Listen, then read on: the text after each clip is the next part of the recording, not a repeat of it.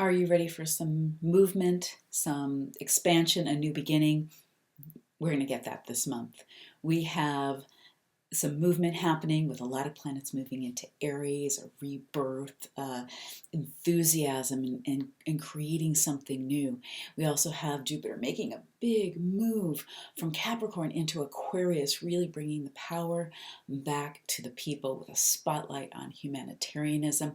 We've got some dates that are very transitional that are great for spirituality and a little bit wieldly here in the physical world, and I'm going to give you what you need to know to watch out for those dates as well. Hi, I'm Prema Gurreri, a Vedic astrologer, and welcome to Chart Your Path. Really appreciate it if you click that subscribe button. If you're new to the channel, hit that bell notification and feel free to share this so this energy, this information can help more people. Happy spring here in the Northern Hemisphere. We're feeling that energy move up and we really want to move forward with it, but you may have been feeling still a little sluggish, a little stuck, or like you trying to push a boulder uphill. And that is going to shift by mid-month and even a little bit before that. One of the biggest things we have going on is that Jupiter, our great teacher, visionary, sage in the Sacred Wealth Code Archetype system, is moving into Aquarius. It has been hunkered down in Saturn's domain in Capricorn in Vedic astrology, the sidereal zodiac, for a while now, and it has really been slowed down, and we've lost our hope in a lot of ways and lost our bigger vision. But as it comes into Aquarius, this place of, it's really the sign of the people.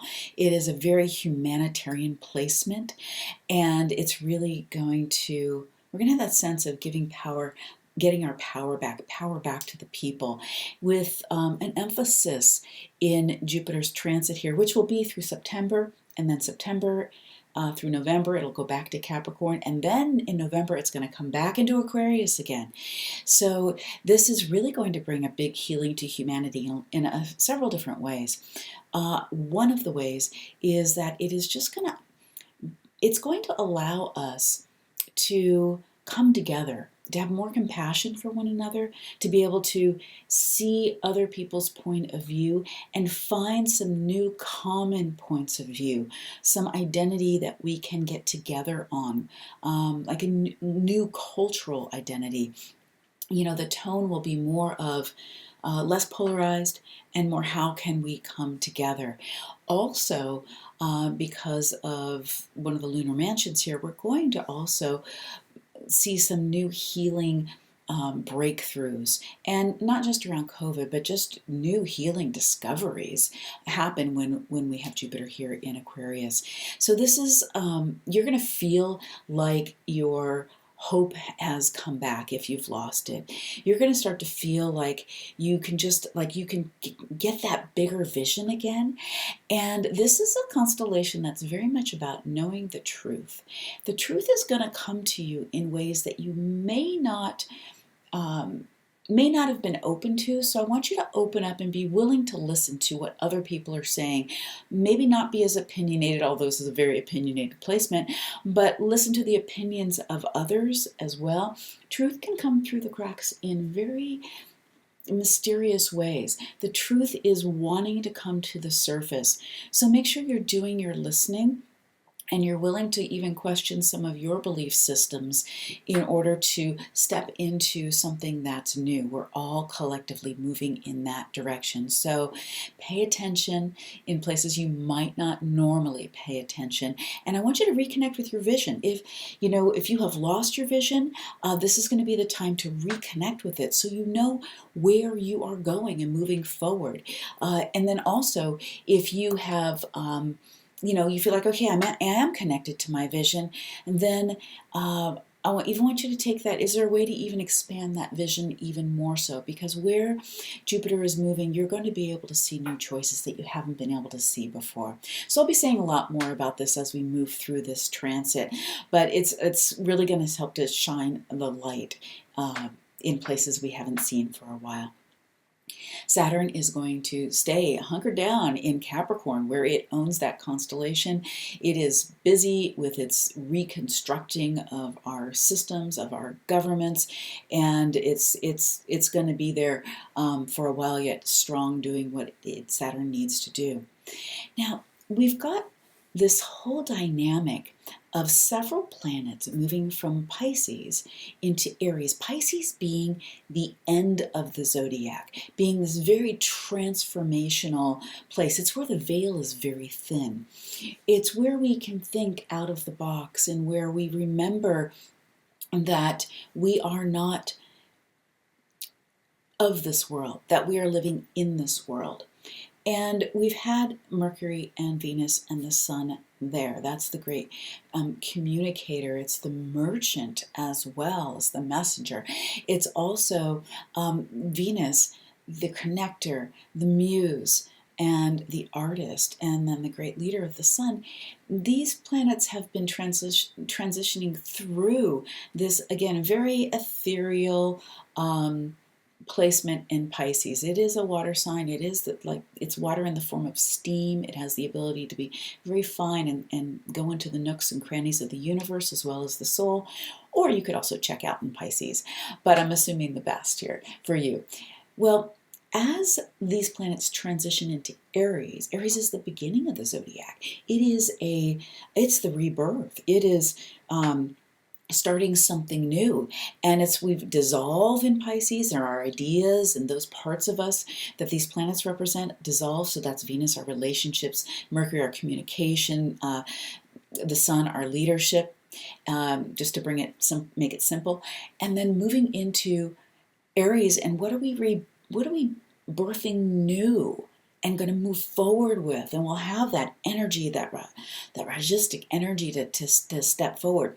But there's a door in between these two places, and that is the very end of the degrees of water constellations, and the beginning of degrees of fire constellations is a place we called Gandanta. And this is a place in between. It's even more in between than in between the two signs.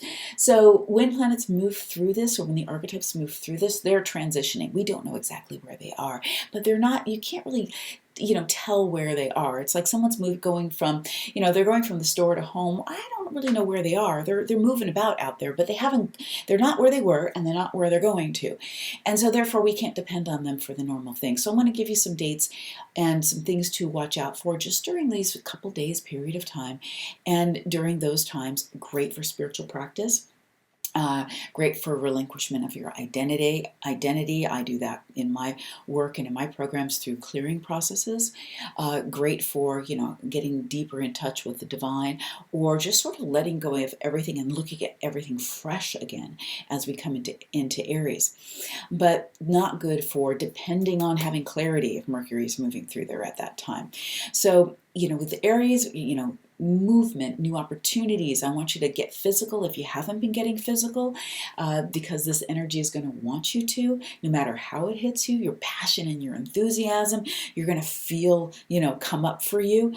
And so we want to have a place to channel that into. Where are you channeling that energy? You need to have a place to, what do you want to move forward? What are you ready to grow? And these are the questions you're going to need to answer for yourself so that you have a place to channel this energy that's coming your way. So on April 8th through April 10th, we've got Venus, the great planet of love and relationship, moving through this doorway, as I've talked about. Now, as it does during this time, really from the 8th, 9th, and the 10th, don't put extra stress on your relationships. So that means don't have big expectations of people, and steer away from those who have that of you. You also want to make sure that you are looking at anything that comes up in relationally during this time. If it's coming up for healing. That's why it's coming up. If you have that attitude, it won't be a problem. You're just like, oh, that's a place I didn't recognize, and now I need to look at how can we transcend that? How can we heal that? How can I listen to you and you listen to me? Or how can I heal my heart so I can let in the love that I want? How can I maybe not talk to them that way so that they can feel the love that I really do have for them. These are the kinds of things the disposition you want to have during this time. Very good for the Muse, which is one of Venus's archetypes. This is a place of divine downloads during this time. And again, that's the 8th, 9th, and 10th. And so give yourself time for extra creativity, letting those divine downloads drop in for you. And then as Venus moves into Aries for the rest of the month, relationships won't necessarily be warm and fuzzy. They'll be a little bit more on the transactional level. So just be really conscious about, your connections in relationships and not overstressing those. April 11th, we're going to have a new moon. I will do an update at that time, but even the new moon is going to walk through this Gandanta doorway in between. It's going to be at those degrees of Pisces. So it's a very transitional time. Just thinking of this month of endings and new beginnings. What am I ending? What am I beginning new? These are the questions you're going to want to sit with.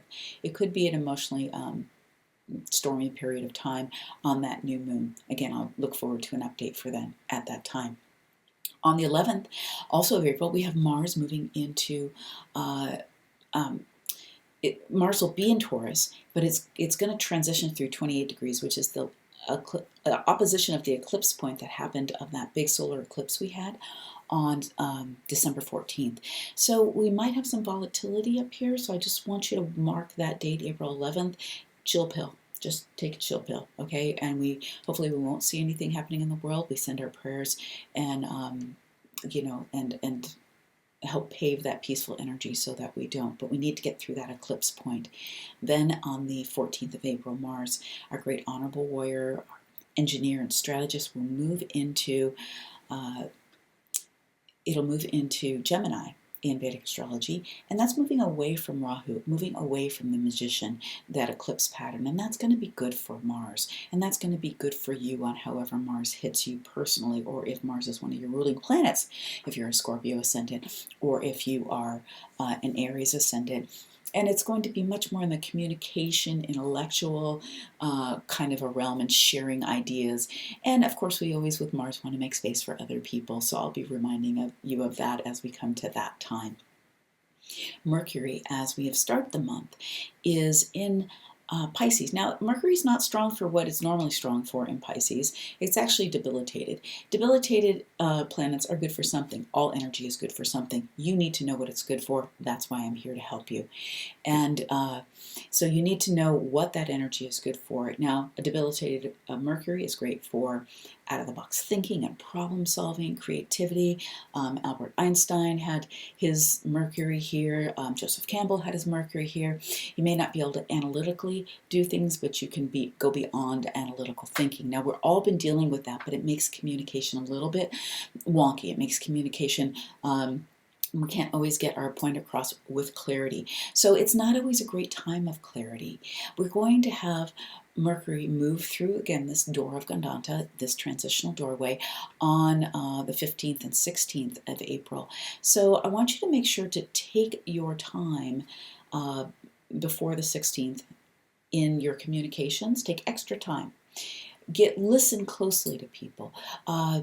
You can make false assumptions during this time. So I just want you to put the focus more on creativity, out-of-the-box thinking, like get a project out. What have you been, look at something through a totally different lens. Don't try to keep hammering away at something you're trying to figure out. It's not going to work that way, I guarantee you. Use this time for that. But it's not a great time for clarity. And so it's not a great time for making decisions that you feel confusion around. Wait until after the 16th, and you're going to have a lot more clarity drop in during that time. On the 16th as well, just because of Mercury and Mars and their Parivatana Yoga, their exchange, it is going to bring more clarity in, but you're going to still need to watch out for communication and being too quick and hot with your communication. So watch out for arguments. Again, my tried and true advice here is slow down and be a better listener. Okay, that's the best way to avoid arguments. And don't take things so personally. April 15th, we're going to have the sun move into Aries, into exaltation through that it's really moving us into action, into our leadership. So this is the leader being exalted, the sun being very, very strong and very bright. Make sure you're not overshadowing somebody else in that, but take leadership in your life, specifically in the area of life that Aries rules for you. And if you aren't sure what that is, understand what it is that you're here to lead on a collective level. Like, what's the big thing you're leading?